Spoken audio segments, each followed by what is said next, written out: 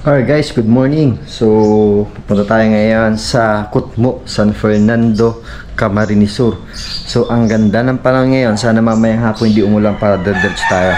So, wala ko ibang dala kundi drone lamang. Wala na rin ibang bag para hindi mabigat sa katawan. Tapos hindi hassle. So, kung makikita nyo itong panahon ngayon. So, ang ganda ng panahon ngayon. So, alright. So, biyahe tayo. Let's go. Peace out.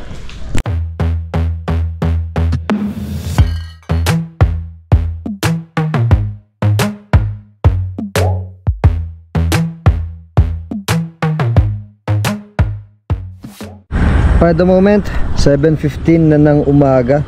So nandito ngayon sa papasok sa Grijalbo papunta sa Biberon. Ayan, no? So pagpasok ko dito, napakaganda ng daan. Malawak na yung kalsada. So huli kong daan dito siguro mga 5 years ago. Ngayon, papunta ako sa coastal ng Kutmo. So ito yung madadaanan natin dito, galing sa San Fernando Highway. Napakaganda ng daan, tapos napakalawak. So kung makikita nyo yung kapaligiran, ayun, no? Napaka-presko. So hintay lang natin si boss, yung kasama natin papunta sa Kutmo, na taga doon din sa lugar na yon. Magkikita-kita daw kami dyan sa may una-unahan. So hindi ko nga din alam kung saan talaga, pero hanapin lang natin. Alright, so magandang umaga sa inyo lahat.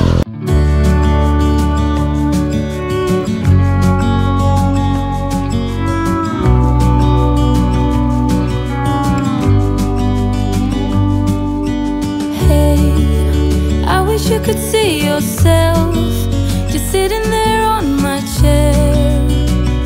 I'm staring at you, you don't even notice. Should've told you straight away, you don't have to be afraid anymore. I know you haven't noticed.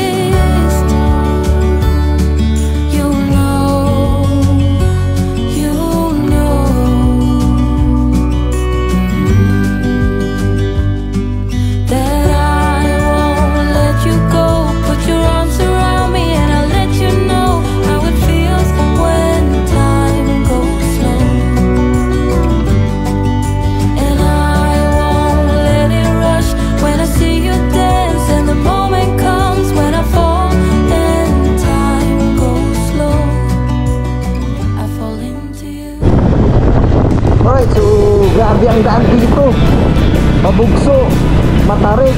So kailangan magdoble ingat, lalo na to sa tingin nyo.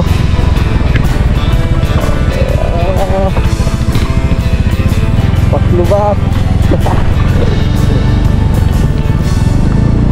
So papunta tayo sa Tagpukol, papunta sa Kutmo. Ayan, dami natin mga lugar na pupuntahan dito. So daan-daanan tayo kasi hindi natin kabisado yung lugar. Buti si Sir Baloloy, kaya lang yan daan dito, kabisado na. So tayo nangangama pa rin para maging safe naman tayo habang nagbibiyahe papunta sa Kutmo. So kung makikita nyo ito na, ayun, no? Grabe, oh.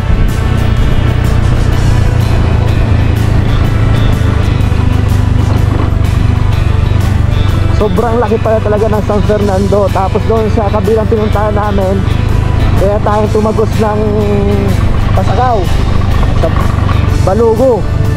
Kaya sabi ko, mas pinili kong dumaan dito kasi dadaan natin yung truck na natira mula nung nadisgrasya ng 2019. So check lang natin. Okay, oh. Napakatarik ng daan dito, sobra. Buti nga mag-isa lang tayo sa motor. At kung dalawa tayo, dalawa ko dito sa motor, medyo delikado. So, maya-maya naman, let's go.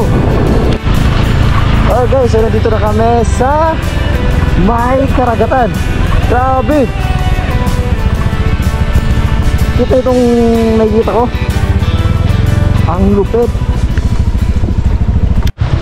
Alright guys, so nandito na kami ni boss sa Pinamasagan. Dito lang San Fernando, Camarines Sur.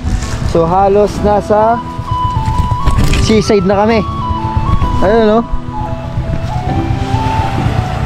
Lalim pa pala yan. Again. So kung makikita nyo yung daanan dito, ito yung bundok na parang lupa na yung gilid niya, no? Pato yan. Ang ganda. Ang ganda dito sa lugar na to. Pino pa ng tubig, oh. Pero maalon lang. So ito na yung Daroanak. Ayun, Daroanak, kitang-kita na dito. Dito. Baba nga tayo. Dito pa sa baba. Baba tayo dito. Baba tayo sa mismong tubig.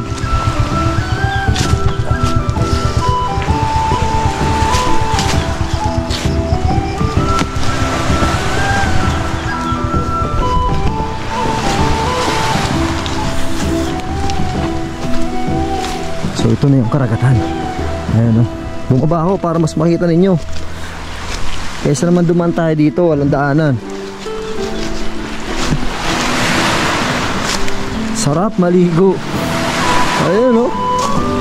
Halos mga bato. So may seawall. Ayan. For the safety yata ng mga nakatira dyan sa may gilid na yan. So kung may gitna itong karagatan, grabe. Ayun yung Daroanak. Yung mga dinaanan namin na bundok. Tapos dito mayroon pa. Ang ganda dito. Alos pumapalo yung tubig doon, no? Bago lang tao sa unahan. Ayun. So ito mga hinahanap ko spot. Napakaganda. Yung mga tahimik.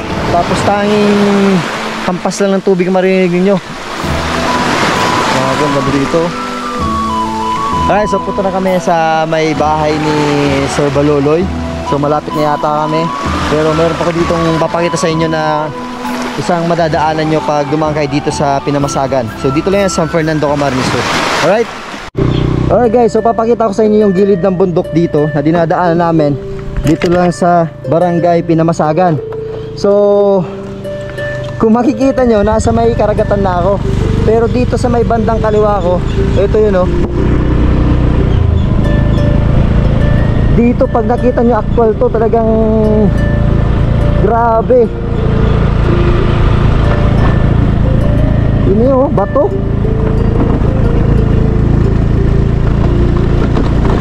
Nadaanan ko, lubak-lubak. Ayan, oh. Grabe. First time ko makakita ng ganitong bundok na halos kitang-kita mo na ang gilid. Tapos bato pa, hindi na siya natatakpan ng mga halaman, puno. So talaga ito halos kalbo na. Tapos na ng karagatan dito sa kabila.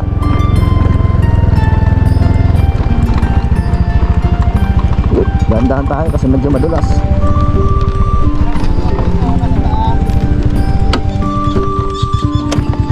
Oh, may kambing pa sa taas, oh. So tanggal natin helmet natin. So dito actual, pag nakita ninyo, nakakamangha. Kasi unang-una may kambing pa doon sa taas, oh. Ang ginagawa niya, paano yung basta kataas dyan? So medyo ang taas ng bundok na to. So kung makikita nyo, ito lapitan natin para mas makita ninyo. Dito may ano na siya, parang kanal. Yan. Pero kung makikita nyo, akala mo lupa, pero ito pala bato. Kaya hindi pala dito magkakalandslide. Doon lang sa unahan kasi halos lupa nandun, pero dito lahat bato na. Tapos dito naman karagatan na yan. Habang spot to, ang tindi.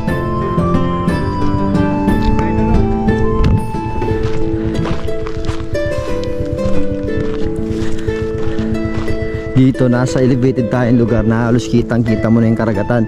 Ang ganda dito mag-overnight pag gabi. Grabe. Ang taas. Yun, oh. Nakakatakot. So, pag nahulog ka dyan, sigurado. Hindi ko alam kung mabubuhay ka pa dyan. Sobrang taas, tapos madadaanan mo at mababagsakan mo bato. Tapos dito naman bundok. Ang ganda dito sa spot na to. Alright, so pinakita ko lang sa inyo yung dinaanan ko dito sa Barangay Pinamasagan. So nakaka-amaze lang kasi first time natin makikita ang ganitong mga lugar dito sa San Fernando. Alright, so palipad muna akong drone. You gotta help me disappear from all those voices that I fear, and all the moments I can handle 'cause I'm different. You have to promise to stay near. Oh, you're always telling me the truth. That's why I lean on you. You got the mind to see what's coming, and you're my ears when I can't hear. You know what's right from wrong, what to say and what to wear. You know there's more than I can bear. You're always telling me the truth. That's why I lean on you. Just like you know that I always do. Oh, listen now, I'll never make it. So help me. Okay guys, so nandito na ako ngayon sa Barangay Kutmo. Dito lang sa San Fernando, Camarines Sur. So wala akong masabi dito, napakaganda ng daan. Kahit yung dinaanan namin matarik tapos pabugso yung kalsada, pero pag narating nyo yung karagatan, napakaganda. Grabe, ito yun o, halos karagatan nasa gilid ko. Dito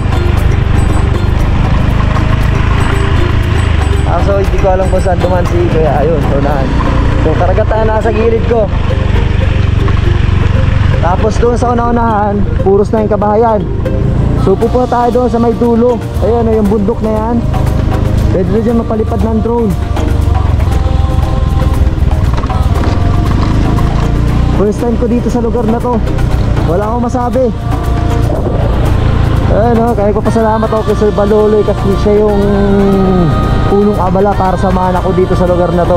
Kasi taga rito rin siya. So halos may rough road na konti, pero okay lang, goods lang naman.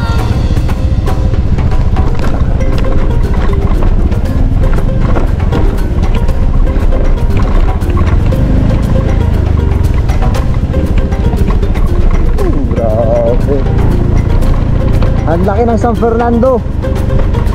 Galing kami sa Pinamasagan, so katabing barangay lang ng Kutmo.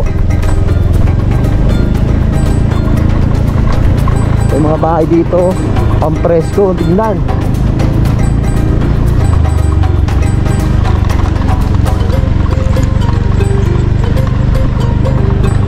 Ayun, halos kanyugan, no? Parang doon sa Minalabak.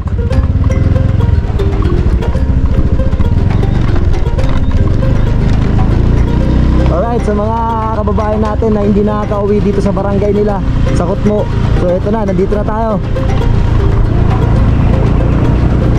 Ganda dito sa lugar na to, wala masabi.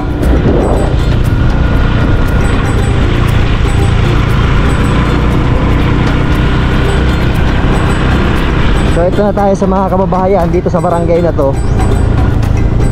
So halos nasa gilid lang tayo ng karagatan. Kaso malayo lang talaga, babiyahe ka ng halos isa't may kalahating oras simula sa Naga. Pero pag naabot ko itong lugar na to, sulit na sulit yung biyahe nyo, yung oras nyo. Kasi napakagandang kalikasan ang makikita dito, napakagandang karagatan. Ayun,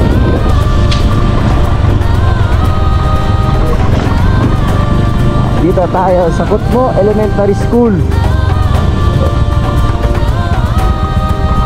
Ito tayo sa bahay nila.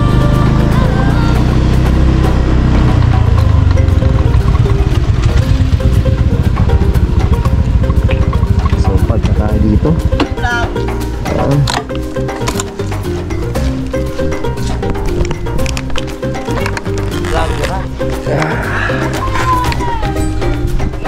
Ito bahay mo, boss? Likod na yun. Sa likod? Yun. Yan. Tindahan. Sa Indo?